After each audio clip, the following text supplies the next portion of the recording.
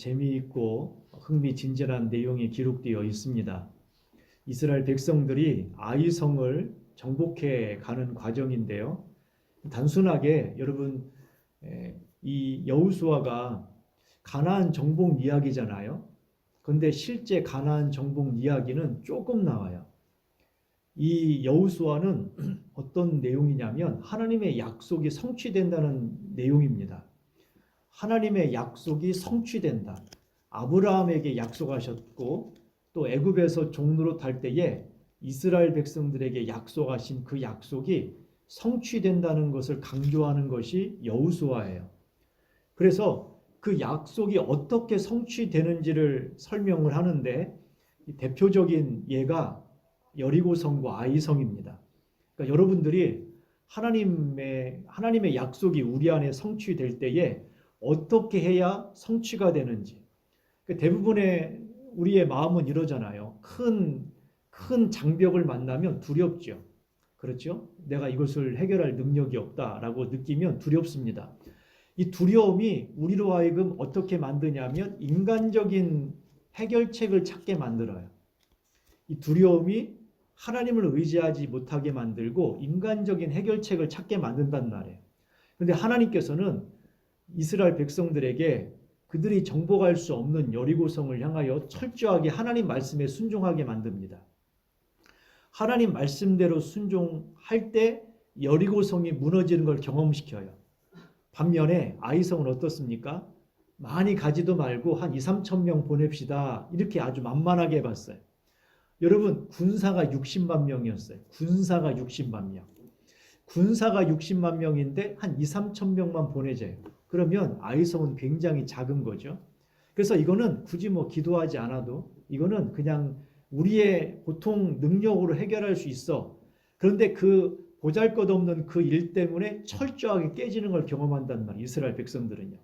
그래서 그 과정을 통해서 하나님은 이 두 가지 케이스, 우리가 믿음의 사람들이 아무리 어려운 문제를 할지라도 하나님의 방식으로 가면 그 문제는 우리 앞에 평지와 같이 해결될 수 있지만, 그러나 정말 작은 것이라 할지라도 인간적인 방법으로 나아가면 거기에서 패할 수밖에 없다라는 이야기를 아이성과 여리고성을 통해 우리에게 보여준단 말이에요. 그리고 이 보잘것없는 아이성한테 철저하게 지금 이스라엘 백성들이 패배를 했잖아요. 그들에게 두려움이 생겨버렸어요. 여러분, 2, 3천 명이 충분하다. 그 정도면 그 성에 있었던 백성들은 많아야 한 몇백 명 안 됐잖아요. 2, 300명이나 최대한 잡아야 한반 500명 되겠습니까? 그 정도밖에 안 됐을 거란 말이에요. 그런데 500명도 채 안 되는 아이성 백성들 때문에 여러분 60만 명이 지금 벌벌 떨고 있는 거예요. 이 영적인 부분으로 가지 않으면 그렇게 될 수밖에 없어요. 별것 아닌 일에 우리가 두려워 떨 수밖에 없단 말이에요. 자, 그러면 여러분 이 아이성 정복에도 지금 이스라엘 백성들이 지금 그 전에 패배를 했잖아요. 그 패배한 원인은 하나님의 방식을 따르지 않았기 때문에 그런 거잖아요. 인간적인 방식을 따른 거란 말이에요. 계산을 해가지고서 인간적인 방식으로 가서 패배를 했어요. 그러면 이 두 번째 전쟁은 하나님의 방식을 했단 말이에요. 하나님의 방식을 했어요. 그러면 하나님의 방식이 무엇인지를 알면 되겠죠. 하나님이 어떻게 일하시는지, 하나님이 우리에게 어떤 식으로 일하기를 원하시는지를 보면 이러면 승리가 되겠구나라는 걸 알 수가 있단 말이에요. 오늘 이스라엘 백성들이 아이성을 정복할 때는 매복 작전을 펼치게 하십니다. 그런데 여러분 잘 들어보세요. 겉으로 드러나는 것과 그 이면에 깔려 있는 게 달라요. 내용이 다르다고요. 그러니까 반대된다는 말이 아니라 내용이 다릅니다. 겉으로 드러나는 것과 그 이면에 깔려 있는 것이 달라요. 자, 겉으로 드러나는 건 뭐냐면 매복 작전을 펼치라는 거예요. 매복 작전. 자, 이게 이제 아이성이라고 한번 생각해 보세요. 이게 아이성이에요.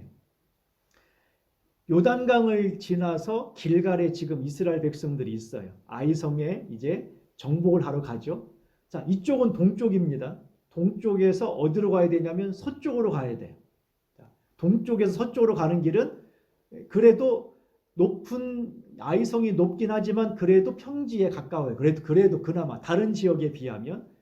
그래서 여기가 좀 이 정면으로, 그래서 정면으로 처음에 전진을 했다가 사람들이 많이 죽었죠.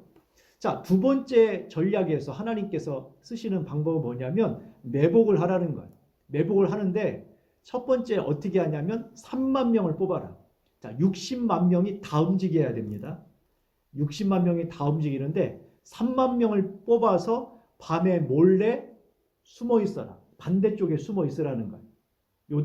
아이성의 반대쪽에. 자, 그래서 반대쪽에 3만 명이 숨어 있어요. 밤새도록 가서 숨어 있어야 합니다. 자, 그리고 5천 명을 또 뽑았어요. 5천 명을 또 뽑아서 아이성과 베델 사이에다가 두었어요. 자, 그러면 이쪽에 아이성 반대편에 몇만 명이 있어요? 3만 5천 명. 3만 명을 뽑고 또 5천 명을 뽑아서 놨어요. 3만 명은 어떤 사람들이냐면 여기 있는 본진이 이 아이성 백성들을 유인할 거예요. 처음에 전쟁을 할 때에 유인을 할 거라고. 처음에 좀 지는 것처럼 전쟁을 하다가 도망갈 거란 말이죠. 그건 유인 정책이에요. 지는 것처럼 하면서 도망가면 얘네들이 따라올 거다. 그러면 3만 명이 이 성, 비어있는 성을 정복해라. 자, 그리고 불을 질러라. 그러면 이제 성이 비어있잖아요. 그럼 여기 따라갔던 사람들이 도망갈 데가 있어요, 없어요? 성으로 들어가면 도망갈 곳이 있지만 성이 불타버리면, 그리고 여기에 3만 명이 지금 진을 치고 있으면 도망갈 수 없으니 이제 아이성 백성들이 나왔을 때에 본진하고 3만 명이 같이 협공을 하면 이제 끝내는 거죠. 자, 그러면 5천 명은 어디다 쓰겠어요? 자, 5천 명은 어디에다 쓰냐면 아이성에서 3만 명이 아이성을 정복할 때에 3만 명이 아이성을 정복할 때에 혹시 도망가는 사람이 있을 수 있어요, 없어요? 있을 수 있죠. 도망가는 사람들을 잡거나 아이성에서 건너편에 누가 있냐면 베델이라고 하는 지역이 있단 말이에요. 아이성과 베델은 연합하는, 협력하는 사람들이에요. 그래서 혹시 이 베델에서 원군이 올 수 있죠. 원군이 오는 것을 5천 명이 차단하도록 하기 위함이에요. 자, 그러면 여기서 본진은 또 어떻게 하느냐? 자, 아이성이 여기 있고 지금 3만 5천 명은 본진에서 어느 쪽이에요? 반대쪽이죠. 본진에서 반대쪽이에요. 그럼 나머지 전체 인원은 어디로 가느냐? 자, 여기가 아이성이고 이 본진이 동쪽에 있으면 어디로 가야 돼요? 원래 상식적으로 보면 1, 2 가야 되죠. 그렇죠? 1, 2 가야 되죠. 그런데 지금 하나님이 어떻게 하셨냐면 이 동쪽, 이 북쪽으로 올라가라는 거예요. 북쪽으로 이동해서 북쪽에 진을 치라는 거예요. 왜 그러냐면 이 북쪽에 진을 친 것과 아이성 사이에는 골짜기가 있어요. 자, 골짜기가 있단 말이에요. 본진과 아이성 사이에는 골짜기가 있어요. 그러면 골짜기가 있다는 얘기는 거리상으로는 가깝지만 가까이 갈 수가 있어요, 없어요? 없죠. 그렇죠. 골짜기가 있으니까 일단 거리상으로는 가까워 보이지만 골짜기를 지나야 되잖아요. 그러니까 가깝지만 거리가 있는 그런 곳이라고 보시면 돼요. 자, 이게 왜 그러냐면 아이성 백성들이 지금 이스라엘 백성들이 또 올 거라고 생각할 거 아니겠습니까? 철저히 준비하겠죠. 그런데 본진이 동쪽이 아니라 북쪽으로 왔어요. 북쪽에 와서 진을 치고 있으면 아이성 백성들은 지금 안심을 해야 안 해. 일단 안심을 하죠. 왜? 뭐가 있으니까? 골짜기가 있잖아요. 골짜기가 있으니까 일단 안심을 하게 돼. 왜? 쟤네들이 골짜기까지 올라오려면 그때 문을 닫으면 되니까 일단은 안심이 되는 거예요. 어느 정도는. 그런데 지금 여호수아가 이제 밤늦게 본진과 함께 골짜기로 내려오니까 아이성 백성들이 일단은 같이 공격을 갑니다. 혹시나 자기들이 진다 하더라도 빨리 성으로 도망가면 되니까 문을 열어놓고 나가요. 문을 열어놓고 나갔단 말이에요. 왜? 골짜기 올라오는 건 어렵잖아요. 그러니까 혹시나 자기들이 불리하다 하더라도 성문을 빨리 닫으면 생각했으니까. 그래서 일부러 성문을 열어두도록 작전을 핀 거, 일부러 동쪽이 아니라 북쪽으로 올라가게 한 거죠. 자, 그럼 여기서 한 가지, 하나님이 빠른 길이 아니라 북쪽으로 가라고 하면은 순종해야 돼요? 순종하지 않아야 돼요? 순종해야 되죠. 이해가 잘 안 되더라도 순종해야 된다는 거예요. 이스라엘 백성들은 북쪽으로 갔어요. 자, 처음에는 지는 것처럼 하면서 도망가니까, 자, 도망갈 때 저쪽으로 가겠어요? 동쪽으로 가겠어요? 동쪽으로 가죠. 도망가면서 이제 아이성 백성들이 따라갑니다. 완전히 문도 열어놓고 가버렸어요. 왜냐하면 자신들이 이겼다고 느끼니까 문도 열어놓고 나갔습니다. 자, 그때에 뒤에 있었던 3만 명이 그 사이에 성에 들어가서 성을 불지르고 성문을 완전히 파괴했겠죠. 다시 아이성 백성들은 돌아갈 수도 없고 나갈 수도 없어요. 그래서 양쪽에 3만 명과 그리고 본진이 아이성 그 군사들을 다 전멸시킵니다. 자, 그러고 보면 여기서 볼 수 있는 것은 그러면 뭔가 좀 이상한 사람들이 좀 남아있잖아요. 여기에서 역할을 아무것도 안 한 사람이 있죠. 누구예요? 5천 명. 5천 명은 대체 이 사람들은 아무것도 안 했죠. 자, 그런데 여기서 하나님께서 하시는 일들을 어떻게 이해해야 되냐면 하나님이 하시는 겉에 눈에 보이는 거 있잖아요. 겉에 보이는 방식은 뭐냐면 하나님은 몇몇 사람이 아니라 모든 사람이 함께하기를 바란다는 거예요. 그 아이성 정복할 때에 2, 3천 명 아니라 한 5만 명 보내면 되잖아요. 5만 명. 그런데 그게 아니라 60만이 다 가라는 거예요. 제가 예전에 그런 이야기를 드렸죠. 한 사람이 돈을 많이 들여서 성전을 건축하는 것보다 그의 모든 성도들이 십시일반해서 하는 것이 하나님이 기뻐하시는 일이라는 거예요. 여러분, 이게 왜 그러냐면 그 돈의 액수의 문제가 아니라 하나님은 함께하는 걸 원하신다는 거예요. 하나님은 함께하시는 거. 뿐만 아니라 이스라엘 백성들은 여러분 이것을 다 이해하고 한 게 아니에요. 이스라엘 백성들은 어떻게 했느냐? 철저하게 순종했다고요. 오늘 본문에 보시면 하나님이 복병을 두어라 라고 할 때에 즉시 여호수아가 일어나요. 그리고 철저하게 준비를 합니다. 철저하게 대비를 해요. 하나님께서 말씀하신 것은 복병을 두라는 것이거든요. 그런데 여호수아는 더 철저하게 준비를 했어요. 하나님이 말씀하시지 않은 5천 명도 따로 준비해서 그 일을 이루게 하신다는 거예요. 그러니까 하나님께서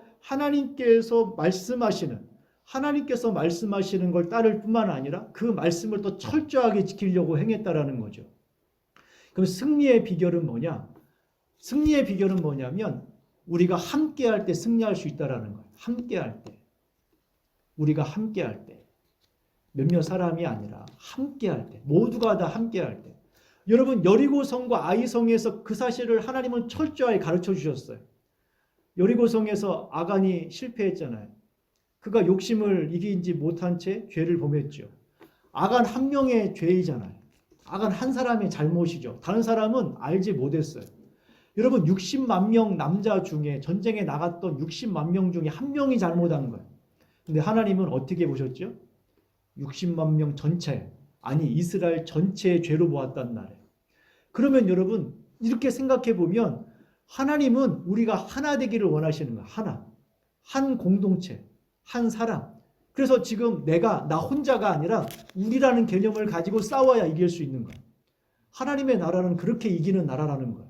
하나님의 나라는. 하나님의 나라가 얼마나 하나 되기를 원하시는지 여러분 예수님의 제자들을 보면 알아요. 여러분 우리가 독립군이라고 한번 생각해 보죠. 독립군. 일제시대에 독립을 하는 사람이에요. 독립군이 들키면 어떻게 돼요? 죽죠. 잡혀서 고문당하고 죽게 되겠죠. 철저하게 숨겨야 되지 않겠습니까? 자, 그런데 여러분 예수님이 우리가 독립군 모임이에요. 독립군 모임.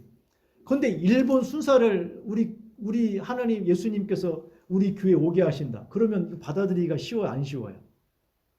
쉽지 않죠. 그렇죠? 쉽지 않죠. 예수님의 제자 중에는 여러분 당시에 독립군도 있었고 세리도 있었어요. 우리로 말하면 독립군과 매국노가 같이 있는 거예요. 예수님의 제자 중에. 열심당원이 독립군이잖아요. 열심당원이. 열심당원이라는 말 자체가 어떤 사람들이냐면 로마로부터 우리가 풀려야 되는데 여러분 바리새인이나 이런 사람들은 기도하는 거예요. 예전에도 일본 일제 시대에 그런 사람 있잖아요. 일제 그 억압 속에서 야 우리는 기도해야 돼. 하나님께 기도해서 우리나라가 독립할 수 있도록 해달라고 기도해야 돼. 이런 사람도 있고 야 기도하면 되냐? 야 수류탄 들어. 이런 사람도 있잖아요. 안중근 같은 사람. 그런 거죠. 근데 지금 열심당원은 어떤 사람들이냐면 수류탄 들어야 된다는 거예요. 그런 사람들이 열심당원인데 예수님의 제자가 열심당원이 있다니까요. 근데 여러분 그 중에 또 하나가 누구라고요? 세리마태. 여러분 이 예수님의 12제자가 불편한 동거를 하고 있어요 지금. 그러면 여러분 이 사실을 우리가 봤을 때 예수님의 의도, 적어도 하나님의 의도가 무엇인지는 이해할 수 있어야겠죠. 하나님의 의도. 여러분 이거 한 가지만으로도 충분히 나오지 않나요? 이것만 가지고도 충분히 하나님의 의도를 읽을 수 있잖아요. 여러분 60만 명 중에 하나가 잘못한 거예요. 그러면 그 하나만 제거하면 되잖아요. 그게 아니라니까요. 그 하나의 잘못은 60만이 잘못한 거라고 하나님은 인식한단 말이에요. 그러면 우리도 그렇게 받아들여야 되죠. 우리도. 예수님이 그래서 사도 바울이 신약에서 그런 비유를 들잖아요. 우리가 한 몸이라고. 여러분 눈이 발한테 뭐라고 할 수 있어요? 없어요 이거. 제가 제 아내한테 늘 하는 말이 그거예요. 나는 눈이 있는데 눈이 가봐버리면 손이 눈 역할을 해야죠. 그렇죠? 손이 눈 역할을 해야 되는데 잘하겠어요? 잘하겠냐고요. 억지로 하는 거지. 그런데 눈이 눈 역할을 해줘야 되는 거예요. 눈이 눈 역할을. 근데 여러분 생각해 보세요. 눈이 먹을 수가 있어요? 뭐 눈꺼풀로 뭐 음식을 집어가지고 입에 넣을 수 있어요? 손이 아니면 할 수 없다고요. 그러니까 사도 바울이 뭐라고 이야기합니까? 우리가 한 몸이라고 이야기하는 거예요. 한 몸. 지금 승리의 비결이 뭐냐면 하나가 되었을 때 할 수 있다라는 거예요. 승리는. 그리고 또 한 가지는 철저하게 순종해야 된다는 거죠. 철저하게 순종해야 그것이 가능한 거예요. 철저하게 순종할 때. 여러분 승리의 비결은 다른 데 있지 않아요. 우리가 하나 될 때. 공동체가 하나 될 때 문제가 되지 않아요. 여러분 교회 재정을 이제 교회 사역이라는 게 한 5가지 사역으로 되어지거든요. 크게 보면 예배도 있고 교육도 있고 선교도 있고 봉사도 있고 뭐 이렇게 5가지 큰 사역들이 있어요. 근데 여러분 재정이라고 하는 것은 한정되니까 이걸 예배에도 써야 되고 교육에도 써야 되고 선교에도 써야 되고 봉사에도 써야겠잖아요. 뭐 식사 같은 거 할 수도 있고 이게 여러 가지 돈을 재정을 써야 되잖아요. 근데 만약에 다른 데 하나도 안 써. 사람들 다 굶겨. 알아서 돈 사면 알아서 주일날 이렇게 말해 보세요. 주일날 다음 주부터는 점심시간에 나가서 사 드시고 오세요. 이렇게 얘기한다고 생각해 보세요. 다음 주부터. 왜냐하면 돈을 다 해외 선교로 보내겠습니다. 자, 그러면 이게 좀 불편해, 안 불편해요? 불편할 수 있죠. 마음이 불편할 수 있잖아. 교회에서 왜 그러냐. 아니, 밥은 줘야지. 그럴 수 있잖아요. 자, 아니면 만약에 그런 게 아니라 만약에 그러면 이제 우리가 교회 안에서 그러면 서로 구제하고 서로 섬기면서 합시다 해가지고서 우리끼리 잘 먹고 잘 살고 선교도 안 하고 예를 들어서 뭐 다른 데 하나도 안 써. 우리끼리만 먹고 살아요. 그러면 또 시험에 드는 사람 있어요, 없어요? 있죠. 아니, 교회가 우리끼리만 먹고 살면 뭐해. 힘든데 선교도 해야지. 또 그런 사람이 있단 말이에요. 자, 그런데 여러분 전주에 가보면 안디옥교라고 하는 교회가 있어요. 깡통교회라고 하는 교회입니다. 이 교회는 재정의 한 90%를 선교비로 보내요. 목사님들이 선교사들이에요. 선교하다가 오시고 하다가 또 가셔요. 나 지금 거기다 지금 빨리 가야 돼서 여기서 사역 못하겠다. 나 빨리 가야 된다. 그래서 가신단 말이에요. 사역을 하시고 또 선교사님들이 오시는데 교회 재정의 거의 90%를 다 선교로 보냅니다. 교회 학교도 마찬가지예요. 여러분 지금은 어떨지 모르겠지만 적어도 얼마 전까지 하더라도요. 그 교회에서는 어떻게 하냐면 에어컨이 없어요. 에어컨이 없단 말이에요. 예배 시간 여름에 에어컨 없이 그냥 선풍기 틀고 지내요. 그럼 애들이 막 땀을 흘려요, 안 흘려요? 애들은 땀도 많잖아요. 막 땀이 막 삐질삐질 흘려요. 근데 시험에 들까요, 안 들까요? 안 든다니까요. 왜 그러냐면은 에어컨을 안 트는 그 비용으로 우리는 한 영혼을 살리고 있다. 그런 자부심을 가지고 있어요. 재정의 90%를 선교로 보내고 아이들이 에어컨 없는 곳에서 예배를 드리고 어른들도 마찬가지. 애들이 없으면 어른들은 말할 것도 없죠. 그런데도 불구하고 그것이 불편함이나 원망이 아니라 그게 기쁨이라는 거예요. 그게 자부심이에요. 우리는 그렇게 하고 애들이 여러분 자부심을 느껴요. 에어컨 없는 게 자부심을 느낀다는 걸 생각해 보세요. 에어컨 없는 게 시험이 아니라 애들이 에어컨 없는 곳에서 예배 드리는 걸 자부심으로 느낀단 말이에요. 여러분, 그렇다면 중요한 게 뭐죠? 분배가 중요한 게 아니라 그들이 하나 되면 아무 문제가 없단 말이에요. 중요한 건 하나됨이 안 되어 있는 거죠. 하나 되면 어떻게 해도 상관이 없는 거예요. 안디옥 교회가 그걸 증명하고 있죠. 지금 주님께서 우리에게 하나 되면 승리의 보장이 있는 거예요. 자, 또 하나, 여러분, 지금 아까 눈에 보이는 것과 눈에 보이지 않는 것이 있다고 말했죠. 이 승리에 있어서 눈에 보이는 것과 눈에 보이지 않는 것. 자, 눈에 보이는 것은 그들 이스라엘 백성들이 철저하게 하나 된 것과 그들이 하나님 말씀에 철저하게 순종한 거예요. 철저하게 순종한 것. 그러니까 눈에 보이지 않는 게 뭐냐? 아이성이 왜 실패했는지를 보시면 돼요. 자, 보세요. 여리고성에서 승리했던 이스라엘 백성들이 1차 아이성에서 승리했어요? 실패했어요? 실패했죠. 1차 아이성 전투에서 이스라엘 백성들이 실패했어요. 원인이 뭐예요? 원인이 뭐죠? 직접적인 원인은 아간의 죄 때문이죠. 여리고성에서. 그런데 또 하나의 죄가 뭐죠? 조금 전에 우리가 살펴보았던 내용들을 근거로 본다면 교만이죠. 하나님 없이도 이 정도면 충분해라고 하는 교만이에요. 자, 그런데 아까 말했던 것처럼 아이성 백성들이 문까지 열고 따라갔던 이유가 뭐예요? 교만 때문에 그런 거예요. 교만. 자, 1차 때 이겼거든요. 1차 때 자신들이 이스라엘 백성들을 이겼어. 이기고 났더니 2차 때는 더 이게 막 그냥 어깨뽕이 뿜 가득해졌어요. 그래서 지금 하나님께서 여리고성을 무너뜨리는 결정적인 영적인 것이 뭐였냐면 교만을 쓰신 거예요. 교만으로 말미암아 그들이 무너지도록. 교만이 스스로 무너지게 만들어. 교만 자체가 그들을 스스로 무너지게 만들어. 그거는 이스라엘 백성들도 그렇고 아이성 백성들도 똑같았어요. 이스라엘 백성들도 겸손하게 엎드려서 순종할 때는 이겼어요. 그런데 스스로 하려고 했더니 망했단 말이에요. 아이성 백성들도 그래요. 지금 하나님께서는 여리고성과 아이성의 이 전투를 통해서 아주 단순한 교훈을 우리에게 주고 있다고요.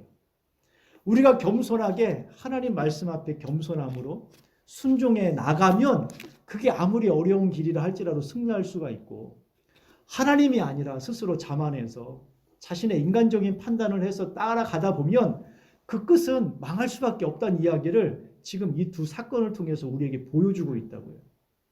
여러분, 여러분의 심령과 마음속에 우리 앞에 태산과 같은 일들이 있죠. 여러분, 어떤 때는 홍해를 만나기도 하고, 어떤 때는 광야를 만나기도 하고, 어떤 때는 여리고성을, 어떤 때는 아이성과 같은 것을 만나요. 그런데 그때마다 여러분 제일 먼저 해야 될 것이 무엇이냐면 엎드리는 거예요. 엎드리는 거. 하나님 앞에 엎드리는 거. 겸손하게 하나님 앞에 자신의 약함을 인정하고 엎드리고 주님의 도움을 구하고 함께 할 때 그 문제가 해결될 수가 있는 거예요, 여러분. 우리의 심령과 마음속에 이게 쉬운 것은 아닙니다. 왜냐? 이게 자꾸 인간적인 마음들이 불쑥불쑥 나오거든요. 하나님을 의지하는 것보다는 눈에 보이는 군사력을 더 의지하게 되고 자신의 능력을 보여주고 싶은 생각이 들게 되고 이러다 보니까 결국 그렇게 가다 보면 실패할 수밖에 없어요. 여러분의 심령과 마음속에 항상 주님 앞에 납작 엎드리고, 아까 말씀드렸죠. 원리라는 게 우리가 생각하는 거하고 하나님이 생각하는 원리가 다를 수 있다고. 우리가 보기에는 한 2, 3천 명만 보내면 충분히 이길 수 있을 것 같은데 하나님의 원리는 그렇지 않아요. 하나님의 원리대로 승리하려면 다 함께 해야 돼요. 함께 기도하고 함께 협력하고 함께 기도하고 권면하고, 이것이 승리할 수 있는 유일한 길이라고요. 여러분의 심령과 마음에 이 하나님의 원리가 가득 세워져 있고 어떤 일을 만나든지 두려워하지 마시고 하나님의 원리를 따라 살아가는 우리가 되기를 소망합니다.